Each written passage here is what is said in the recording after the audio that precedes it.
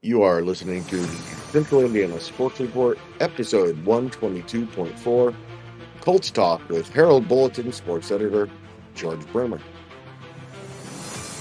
You're listening to the Central Indiana Sports Report with your host, Greg Mengels. Well, George, I think a path opened up, a very, very tiny crack opened up in the playoff picture after the loss to the Broncos, but it's about over. Yeah, it's there's a small chance now. I mean, obviously you've got to win out. That everybody understands. And then you need one of two things to happen, neither of which are particularly likely. Either the Chargers have to lose two of their last three, with two of those games being against the Raiders and the Patriots, or the Ravens have to lose all three of their remaining games. So technically, the Colts are still alive, but that could change with the next loss or as early as 2 weeks from now. So really, as we talked about last week, a really important, really season defining game in Denver. And I think Colts came away with that with a lot of self-inflicted wounds and a lot of questions about where this franchise is now and where it's headed. It was a weird final score for a game that the Colts probably won for the first 2.5 quarters. Yeah, I mean, when you look at that final score, it's 31-13. You think they got run off the field, and they certainly did in the fourth quarter. Yes, they did. And really most of the second half. Something we kind of predicted. Right. I thought it, but the fact that it took so long for it to get there, and the fact that really it was never the Colts defense fault. I mean, they're going to look at 31 points and they're going to get hammered with that. They only gave up 190 total yards. Denver didn't move the ball for most of the day. They had the official fumble recovery on the interception, pick six, and then a 61-yard punt return that sets up a couple of critical touchdowns. You can't really blame the defense, but the offense, outside of one 41-yard run that's going to be remembered for a long time in this franchise, nothing else was really accomplished the entire second half. And you just, obviously, against a playoff team, you can't do that. Yeah, and it was. We'll get to that in here in a second. Let me go back to first of all, I can't imagine ever in my life having cheered for the Raiders against the Chargers for one thing, and now we got to do that. But I thought the defense was outstanding, and it was really a wasted performance. I think that's one of the many reasons this is frustrating, because they came out, they played one of their best defensive games of the year. They shut down the Broncos really most of the game. They got after Bo Nix. They really did a good job of keeping that offense, limited almost the entire game. And they still lost because, again, self-inflicted wounds. I mean, 5 turnovers and then the 61-yard punt return just to kind of cap all that off. You just, and I think it's frustrating in the prism of 1 week, but I think it's more concerning in the big picture because, one, it happened in week 16, week 15, towards the end of the season here.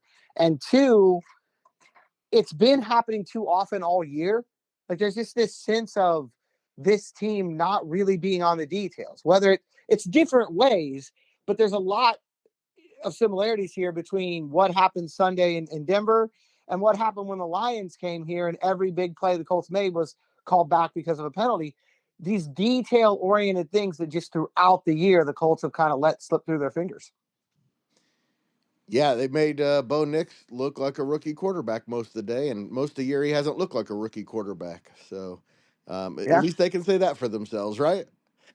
I mean, he came in as one of the Rookie of the Year front runners and one of the hottest quarterbacks in the league. Say what you will about that Denver offense. They averaged 36 points in the 3 games prior to that.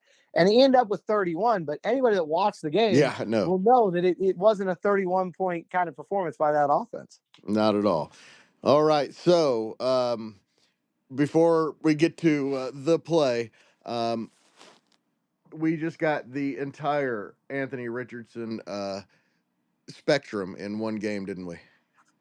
Yeah, and that probably is one of the least surprising aspects of this. I mean, he's still, as we've talked about, very young, still growing. That opening drive was probably about as good as it gets with him. Some really good throws on third down. using his legs, scoring that touchdown. Things felt really good at that point.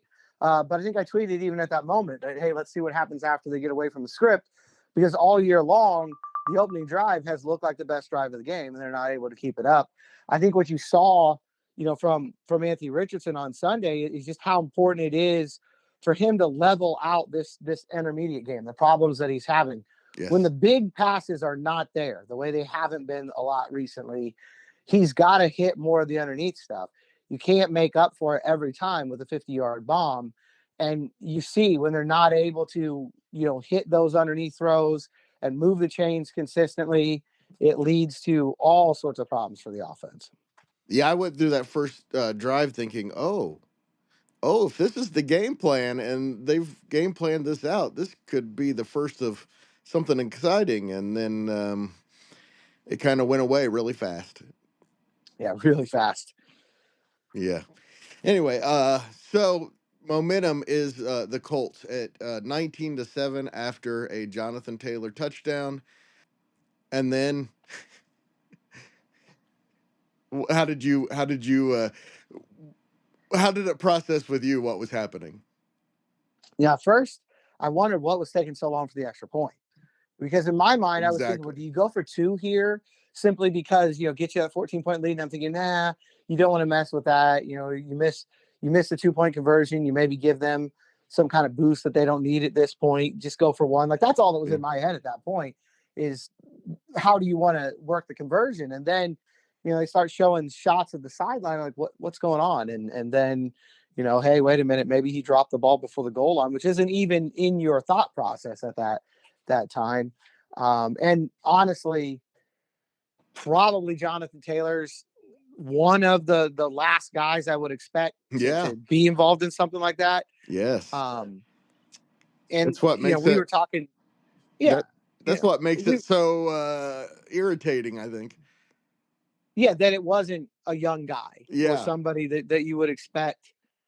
And we were talking before we started recording. It wasn't like he wasn't trying to show off. It wasn't some kind of demonstration. He just simply didn't think in a really key moment and drops that football before it crosses the goal line. And it changed everything about the game. I mean, very seldom can you say a game that early, play that early in the game really was change the outcome. But if you a ever lot of things that seen, happen after that don't happen. If you ever not very often do you see a play make a game go from one direction completely to the other. They had just opened a hole for him, the largest hole that they've opened this entire season, and then it just was nothing after that. Yeah, well, and I think you could just see the Colts pressing after that, and it's not. It does not take them off the hook for what they did the rest of the way by any stretch of imagination. No, it doesn't. The fumble by Michael Pittman on the next series is just as big. The defense gets a stop. You get the ball back. Hey, maybe you can go and make something of this, and you fumble immediately, and they get a field goal out of that. There were plenty of other avoidable moments. The 61-yard punt return that sets up their go-ahead touchdown, and obviously the other play that will live in infamy with the trick play in a situation where I don't think you need to be that cute at all. And, your rookie wide receiver throws a ball that gets picked off and is a back-breaking touchdown for the Broncos. But so much of what happened after that touchdown run just doesn't happen if the score is 20-7, because the Colts aren't going to throw the ball as much. Denver's going to have to throw the ball even more. Nix wasn't having a great day. He would have been under even more pressure. It changed everything about that game. And, I think it's something that they're going to have to live with, particularly Jonathan Taylor's going to have to live with throughout the entire offseason. All right, before we talk about what's going to happen in January, let's talk about what's going to happen between now and January. How should the Colts approach once they're eliminated, which we just assume is going to happen? I'm going to assume that's going to happen going forward. How should they approach the rest of this season? I don't think you're going to see much change there, just because it's still a fairly young team. And I think in a lot of these cases, you just want to get reps for guys. Maybe here and there's a couple positions that you can put a rookie in or let a younger guy get some more reps. But a lot of those guys are already out there and are already playing, and you're just Yeah. going to need them to get as many reps as you can. So it's not a situation. If Joe Flacco was still starting, you would definitely be saying, "Hey, it's time to put Anthony Richardson in." But he should finish out the season as long as he's healthy. And I don't know. There's a lot of other guys that aren't playing right now that are young guys that you need to see more. Maybe you get Jalen Carlisle out there a little bit more, see what you can see from him as a young linebacker. But he's probably the one guy right now that you feel like, maybe Tanner Bortolini comes in more at center or even at guard, just see what he can do. Outside of taking a look at some young guys, I don't know that you change a whole lot because they may go down to the final game of the season. I mean, That's true. if the Chargers split these next two, they're still technically alive as long as they win their next two. So That's a good it's a point. tough Yeah. situation. Yeah, I'm thinking more of Michael Pittman and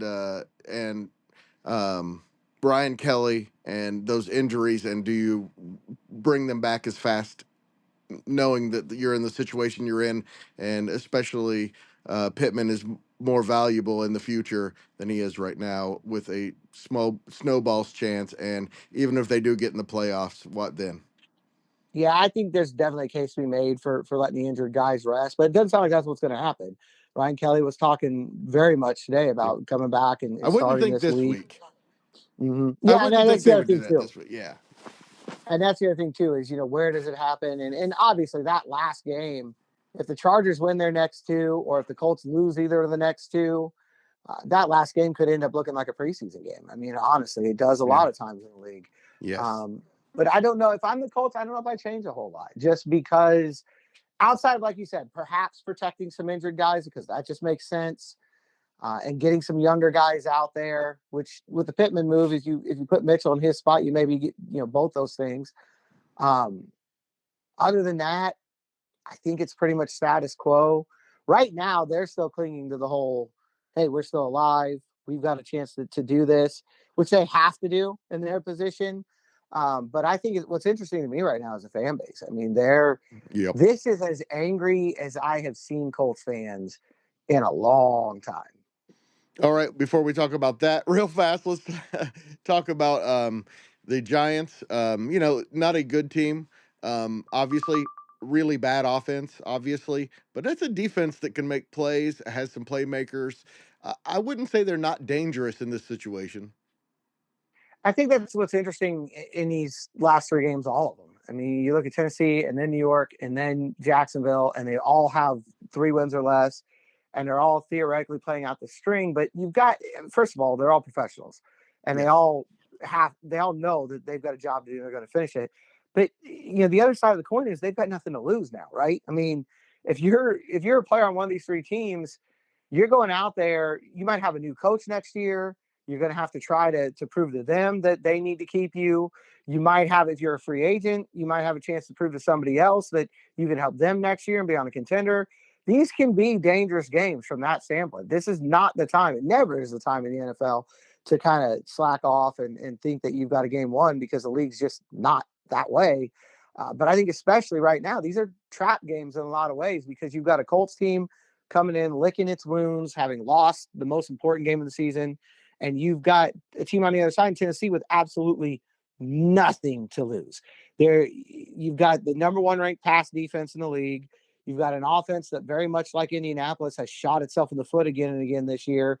But if you're the Titans, you've got to be coming in here thinking, we can get a win. We can get some bright spot in this season. There's no way they're just coming in to show up and roll over on Sunday. No, the only thing that's possible is, like we talked about with the Colts, they could be resting guys who might have played if they were in contention. Otherwise, it's going to be a bunch of guys out there who want to win a football game, like all NFL games. Yeah, absolutely. Yeah. And I think you will see that from teams. Obviously, they're out of contention, but a lot of times too in this division game as well. So Yeah. There's nothing on the line, but you still have that rivalry. You still have that good, healthy hatred of one another. That Tennessee is going to say, "Hey, we didn't maybe do anything we want to do this year, but we beat the Colts and Indy." There's that. All right, now let's get down to business. Who is not going to be around next year, George? That's the hardest thing to predict right now. I think that's one of That's why I'm the more asking. interesting. I'm asking you to predict it. Well, and I think because what's so hard right now is, and it's weird, we have not heard from Jim Irsay all year. You usually have a lot of a feeling of what he's thinking and which way he's leaning. And he's been really quiet all year. I mean, anytime he's even posted anything on social media, it's just been updates, and roster updates and things like that. So it's really hard to know. I think these next 3 weeks are not going to be pretty for this franchise because the feeling I get from the fan base is they don't really care if they win these 3 games. They're not excited about what's coming up. 2 of them are going to be at home. I heard tickets right now online are going for like $25 for Sunday's game. That's not really giving me an idea there's going to be a big crowd, and I don't expect there to be, nor should there be. I don't know what effect that's going to have on the owner. If he goes the game on Sunday and that stadium has a lot of obvious empty seats and the team plays poorly again, win or lose, that goes on again in the season finale against Jacksonville, you never know what's going through the owner's mind at that point. There are 3 or 4 key young players on the roster that I think people should at least be interested in, and watching them progress through the final 3 weeks. Like obviously Anthony Richardson, but there are others as well. Latu, obviously, and guys that we want to see what they do over the last 3 weeks. So Colts fans should still be interested, I would think. I mean, there's definitely on an individual standpoint, there are things to watch and there are, some answers to be had. But I think you just got a point where it feels like the season ended on Sunday from the fan base side. Yeah. And I think it's going to be really hard to get fans motivated. I can't really blame them. You got the holidays, right. You got a lot of other things to distract you right now. It's a tough time for this franchise. And it's going to be interesting to see how the owner digests all this over the next 3 weeks and what decision he makes come January. Yeah, I'll be watching, looking for hope. That's what I'm going to be watching for. I think that's the way to go. I mean, they're playing 3 bad teams. You would hope that they win these 3 games. And you would hope that the young quarterback looks good in these 3 games. And then maybe you could take some of that with you. But I think there needs to be big change this offseason, both on the roster and in the front office. But I don't know what's going to happen on that regard. I think that they've reached a point where you've gone 8 years now with Chris Ballard. You've only gone to 2 playoffs. You've only won 1 postseason game. You've never won the division, and that's not changing. You could get your 3rd playoff appearance, but it's going to feel like a consolation prize at this point. Not good enough. Right. And the best case scenario is that 3 of the last 4 years, you're going to be 9-8. That's if you win out. Otherwise, you're going to have 2 losing records in the last 3. To me, that's the kind of thing that's crying out for massive change. Organizational wide. So we'll see if the owner agrees. His bag should be packed. I'm not sure about Steichen. There are things I've liked about him, and obviously I used the word coaching malpractice with what he did with Anthony Richardson, so I think he should go, but I can see the value of keeping him another year. But your thoughts? It's tough. When you get rid of the general manager and you keep the coach, it usually makes a bad situation. You're right. Unless you have a lot of faith in that coach. Yeah. But I'm kind of on the same boat you are in that I can also understand the argument of saying, hey, it's a really important year for Anthony Richardson. So keep him in the same system, keep him with his offensive coaching staff. But at the same time, would all the offensive coaches come back? There's just so many questions.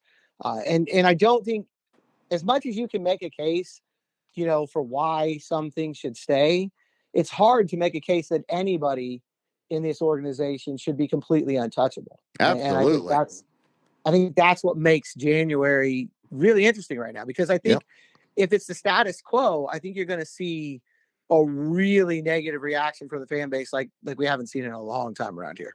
Hopefully what happens is over the final 3 weeks, Anthony Richardson becomes a guy that everybody in the offseason is saying, oh, watch out for him next year. But there's also a possibility that if they bring in a new GM, they go in a different direction. That's the thing. I mean, when a new GM comes in, everybody in the building's on notice. I mean, we saw this happen when Ballard came in 2017. They had Chuck Pagano for 1 more year. By the time 2018 season rolled around, there were very few guys that were familiar faces that were here before that were still here. Guys were shipped out. Everybody that comes in, what's the first thing he's going to do? Bring as many free agents as he can from wherever he came from. bring other guys who've played in that system. If he's hired a coach that's new, you're going to get those coaches. And even if you keep Shane Steichen, you're probably going to bring in guys that he specifically wants, that because you're trying to make that early splash. And that goes all the way down to the quarterback. I would imagine, even if Richardson looks incredible these last 3 games, whether Ballard's back, whether there's a new GM, whether Steichen's back, whether there's a new head coach, I would imagine at the very least there's going to be some significant competition brought in for him next year, just because I think you're going to want to at least put some kind of calm in the fan base's head that he beat somebody out and he earned this chance to be the starter in 2025. All right, George, we went a little long today, but I appreciate your time. We had a lot to talk about. Yeah, it probably will these last couple weeks. Yes. I mean, it's not much to play for, but we have a lot to discuss. Yes, we do, and I'm looking forward to doing that. Give me a Liberty Christian update, Liberty Christian basketball update, George. A huge win for them on Saturday night down in University. First win on the road against that team since 2003, the 2003-04 season. And you think about that, that's when Liberty was still in their probationary period for the IHSAA. They weren't even an IHSAA sanctioned team. That's how long ago that was. Wow. First time they beat University, period, anywhere since 2015-16. So big win for them. And I think a really interesting weekend coming up. We were always telling people to get out and go to games, and there are tons of them. I hope people were able to go to the Mount Vernon Anderson game last night. That sounded like an outstanding contest. You would have seen a Purdue commit and Luke Ertl playing for the Marauders.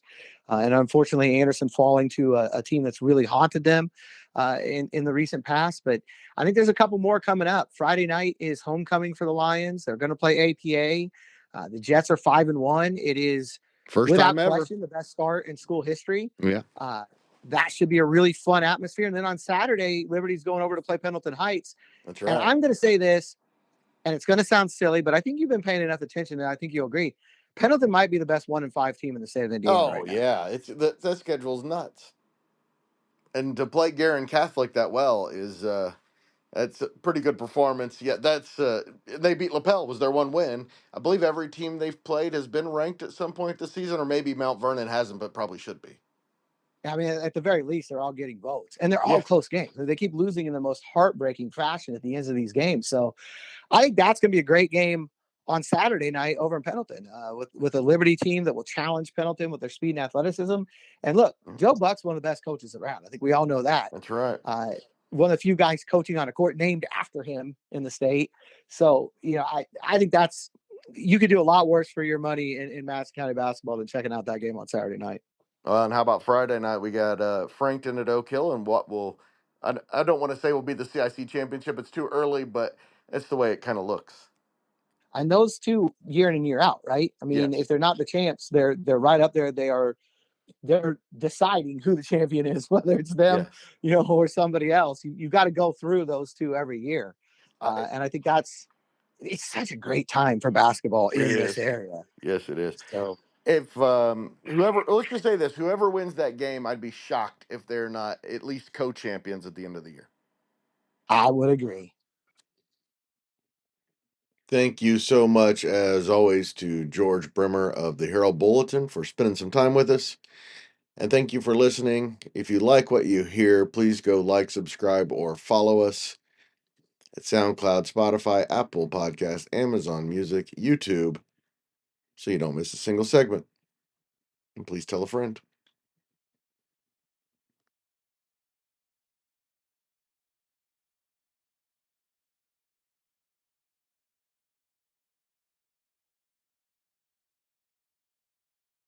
Central Indiana Sports Report is a product of ITG Media, and I love Susie.